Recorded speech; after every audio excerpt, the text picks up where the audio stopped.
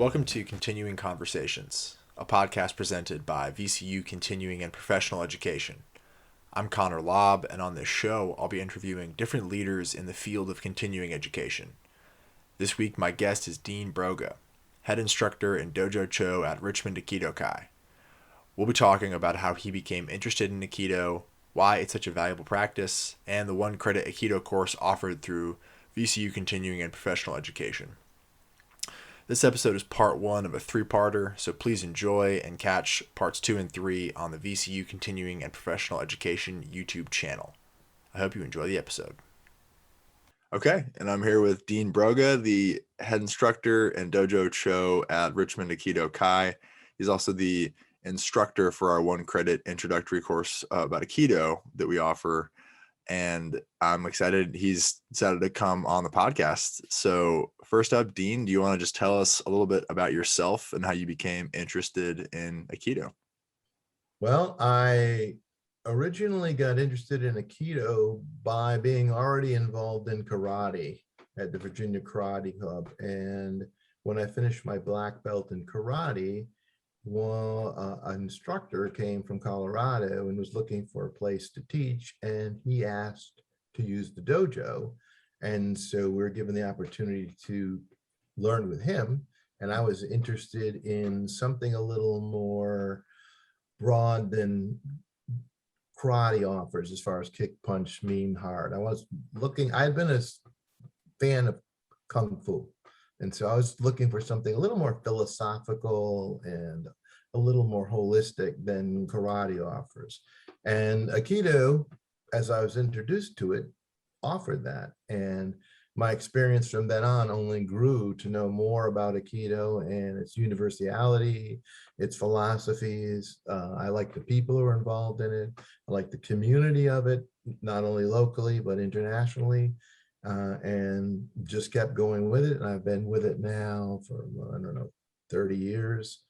And was this in Richmond that you had the instructor came from Colorado to Richmond, or was it? No, it was in Richmond. He had moved here from Colorado and had been involved in Aikido there. He also had a very big base in judo because he'd learned judo as a child. His mother used to require them to learn judo after school, starting from like second grade. So he had a big background in that type of structured system, which was more traditional than most karate was at the time when I took it. It was very militaristic. A lot of the karate instructors had learned the martial arts when they were in the service in Japan or China or those areas. And they had a very Vince Lombardi school of martial arts rather than a more holistic approach. So again, for the layperson just listening to this episode, like, what is Aikido?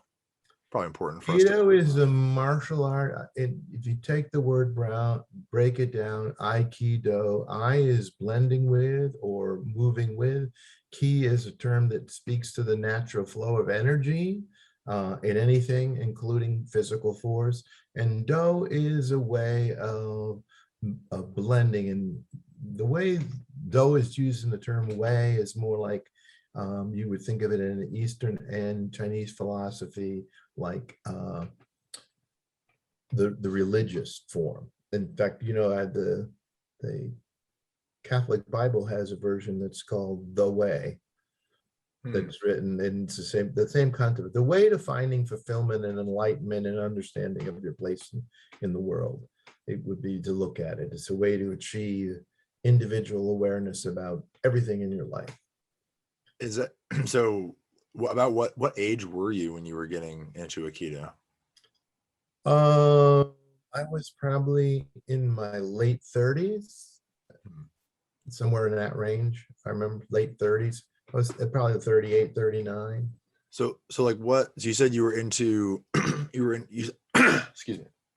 Before the episode, we were talking, you were already a black belt in karate at that point. Is that correct? Yes, I finished a black belt program in karate, very typical program. Started with an ex-Marine. Last year I trained with Rodney Batman Batiste, who was the world middleweight fighter. So that was real punch, kick, bang, slam around. So it was typical of, hard karate or full contact karate. So I was already a black belt in karate because that was the only martial arts opportunity I had in Richmond at that time. And then, but with Aikido, you were interested, you said, more in like the philosophical angle of it. And it sounds Well, like, yeah, I had been interested in that from square one, but it wasn't there. It wasn't there yet. That was really not in our society at that time. mm-hmm. Maybe on the West Coast, but certainly not on the East Coast.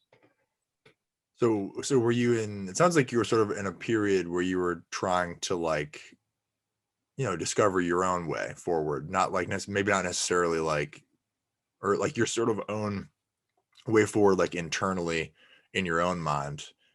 Yes. And you wanted some sort of outlet or path to help you achieve that kind of peace, or whatever word you would prefer to use for that. Is that one of the reasons Aikido appealed to you? Yeah, I was interested in, like I said, I was a big fan of Kung Fu. And that Kung Fu, if you may not have ever seen Kung Fu. I've seen some movies, but I'm not like intimately familiar with it. You're not even familiar with the series. The series was really about the philosophy of Kung Fu. For David Carradine was a character who had a Chinese English blend and had come to the United States, and he had learned Kung Fu in China, but was now in the United States, and how he's trying to integrate the philosophy and the concepts of Kung Fu into his life now in America. I remember one of the best episodes I liked was an episode where they had him walking a probably 6x6 beam over a pool of water and saying, you need to learn to walk quietly and serenely over this beam, which was probably about 8 feet, and with just a pool of water. It was not very deep at all. And then they finally came to the final test, and they threw a bunch of skeletons into the water that he didn't expect, and he fell off the plank. And the whole point was, you're supposed to be able to walk this plank regardless of what's in the water. If piranhas make you fall off the plank, then you're obviously not in control of yourself. So there was a lot of that in Kung Fu. So that whole philosophy of learning, about yourself and controlling yourself and staying calm in situations where you would usually get nervous. And that's one thing I do focus on in the class with the VCU students is anger and controlling fear, because that problem goes beyond the martial arts. You'll see a lot of people who teach Aikido who will take it into other situations like businesses and work, where you're confronted with the same type of problem. Somebody's anger is attacking you. How can you understand this attack, blend with this attack, and direct it where you think it should go to a more peaceful settlement? So there's a lot of lectures you can give to people, even in a business class, about opening up, understanding the problem, controlling a bully at a meeting, controlling the guy at the faculty meeting goes, oh, we tried all that, that's never going to work again, and blows you out of the water because you don't know how to deal with that. And so I blend that into the class, because fear, really in a semester's class, you can only cover so much of the martial arts. You're not going to learn maybe one practical thing, because you have to practice something 1,000 times to be good at it. So certainly in a 15-hour semester class, you're not going to be good at anything but maybe sitting on the mat and rolling around a little. But if I teach the students anything, it's how to fall down, besides philosophically, because that's an important skill we'll learn in Aikido, is how to fall, which has had a lot of applicability to me as an adult when I've fallen safely, because I practiced it 1,000 times in the dojo, so I know how to do it, instead of falling over like an idiot, like most people do, and smacking their head on the ground or hurting themselves severely. Oh, yeah. So, yeah. Like I say to most people, just sit down. Stop trying to hold your balance and fall over. You're going to get hurt. Just sit down. Nice. And that's all Aikido falling is. It's basically sitting down and rolling into a back roll and absorbing the force. But most people are stumbling and trying to hold themselves up and end up falling over backwards, because they don't know how to fall over backwards, smack their head on the ground, which is just because you don't know how to fall. We all rolled when you were little. Remember, I say to the students, when you're in kindergarten or first grade, you love to roll around on the ground. it was fun. You did somersaults and wrestled with your friends and rolled all over the lawn, went up and rolled down the hill, when you could, got all dirty. But now it's like the biggest fear in your life is falling over, because the farther you got from the ground with your head, the more scared you became about falling. And you stopped learning how to do it, so you don't know how to do it safely. So that's one thing we're going to focus on. How do I fall and not get hurt? Because you will fall. Yeah, I mean, I can definitely see the general like philosophical angle of even just like learning how to fall down properly as like a core bit of Aikido. Just has a lot of implications for life in general. And like you Yeah. mentioned the things about, how you can use it at work and stuff. So that kind of leads me into is it, what else could you say about Aikido being like a valuable practice to incorporate into your life? I think I think as adults, it's valuable to all of us to have some kind of physical activity you're involved in. Mm. Um, I think Aikido is an excellent physical activity because it involves a lot of movement, a lot of rolling, a lot of working with other people, a lot of hands-on.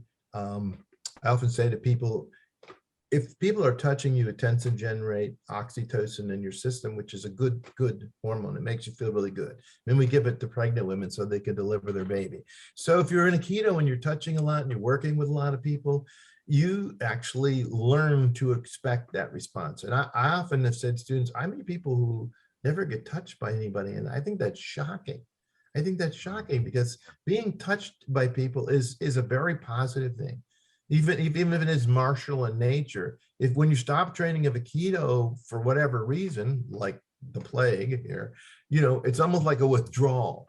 It's almost like someone took a drug away from you because it was such a positive experience. The camaraderie, going to the dojo is there's a Zen aspect to it. There's a formal bow in, and I hate to use the word bow in because some of my students have gone, when we don't practice religion, I don't do religious stuff. This is not a religious stuff. This is about respecting what you're doing.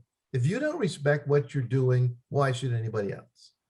If you think this has value and has value to you, let's show some respect to this time. It's like doing mindful meditation. I'm going to give my time to this. I'm going to stop all this other stuff. And I'm going to take 10 minutes and just let my brain relax. Just breathe and let it relax. We're going to go to keto and we bow in. When we're bowing in, the concept should be, I'm here to train. I'm not thinking about what's for dinner or what I'm going to do my homework, whatever. I am here. That's a very Zen aspect. This is what I'm doing. My mind is here with this. It is even more applicable in keto because people are throwing you around, so you better pay attention. But Yeah. you're going to be, when someone grabs you by the hand and you're going to be thrown on the mat, I think you should be here, not thinking about what's for dinner.